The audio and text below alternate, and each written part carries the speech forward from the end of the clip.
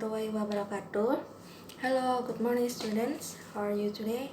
I hope everyone is having great. Today we are going to learn about label of food and drink. Pada pertemuan sebelumnya Anda telah mempelajari label mengenai medicine atau obat kan? Nah, untuk hari ini adik-adik akan mempelajari tentang label makanan dan minuman. But before we start our lesson, let's pray together according to your beliefness. Pray is beginning.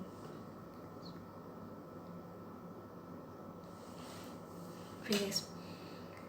Oke, jadi sekarang adik-adik akan belajar bersama Miss Elsie mengenai label makanan dan minuman. Mari kita mulai. Yang pertama, what does mean of label? Apa sih pengertian dari label itu? Label is giving an information about the product packaging. Jadi label itu adalah memberikan informasi tentang kemasan produknya. Nah, kemasan produknya seperti apa sih? Jadi Miss Elsie akan memberikan contoh dari label mengenai makanan dan minuman. Mari kita lihat. Nah, contohnya kayak label makanan seperti Indomie ini, biasanya ini adik-adik pasti pernah kan yang namanya makan Indomie.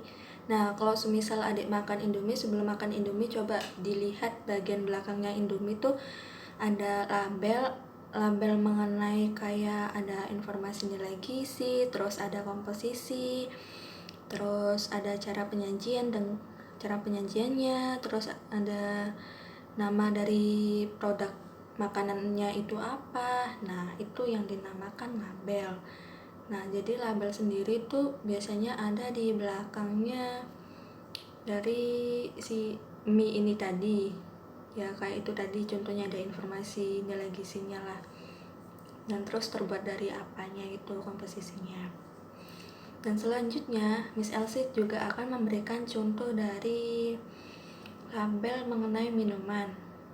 Seperti contohnya Yoplait ini, di bagian belakangnya Yoplait ini tuh ada nutrition fact atau informasi gizinya itu seperti apa aja, ada amount per serving, berapa kalorisnya 170 ml, terus ingredientsnya terbuat dari apa aja, ingredients atau sama dengan komposisinya terbuat dari apa aja, ya seperti itu. Terus ya ada kayak minuman Yoplait ini mengandung vitamin A, terus ada vitamin D. Nah, itu yang dinamakan label dari informasi dari minuman Yoplait ini sendiri.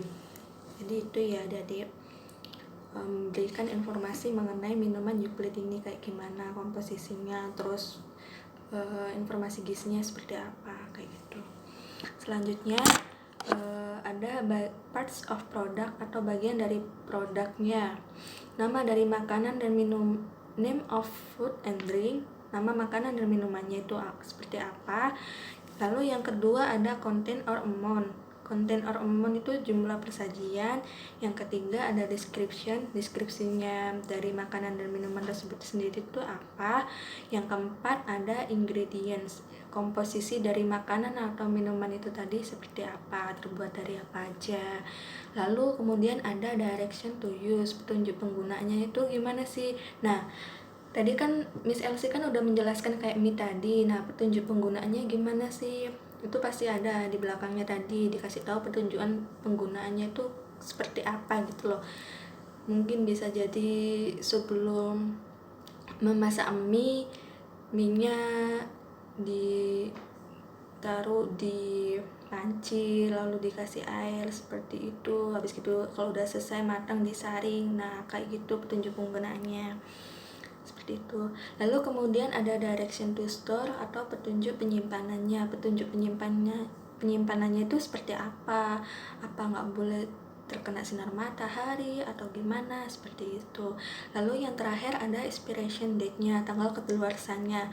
Nah, biasanya tuh kalau misalnya kita beli makanan atau minuman pasti ada tanggal kedaluarsanya. Ini kedaluarsanya itu sampai kapan, makanannya, minumannya sampai kapan. Nah, kalau misalnya udah kedaluarsa, kita nggak boleh memakan atau minumannya. Soalnya kenapa? Nanti kita sakit perut. Jadi seperti itu. Nah, bagian dari produk mengenai label itu ada kayak name of food and drink sampai expiration date-nya, seperti itu.